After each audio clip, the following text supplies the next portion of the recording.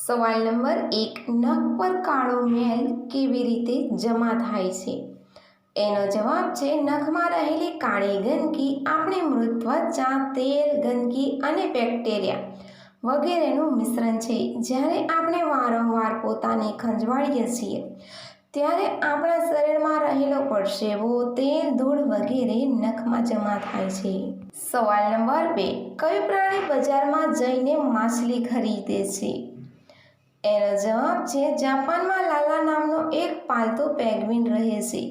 તે એટલો સ્માર્ટ છે કે તે દરરોજ એક થેલી લઈને બજારમાં જાય છે અને માછલી ખરીદે છે. અને જો ખૂબ ગરમી લાગે તો તે લોકોના દરવાજો ખખડાવે છે, જેથી લોકો તેના પર ઠંડુ પાણી રેડી દે છે. સવાલ નંબર 3, કઈ કંપની હવા ભરેલી બોટલો વેચે છે?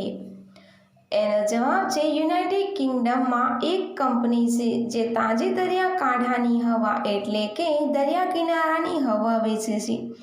અને આ 700 ml હવા 7,000 રૂપિયામાં મળે છે.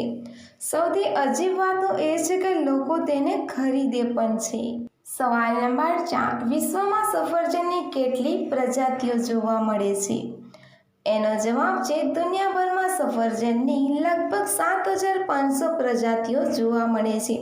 જો તમે દરરોજ એક સફરજન ખાશો તો પણ તમને દરેક પ્રકારના સફરજન ખાવામાં લગભગ 20 વર્ષનો સમય લાગશે.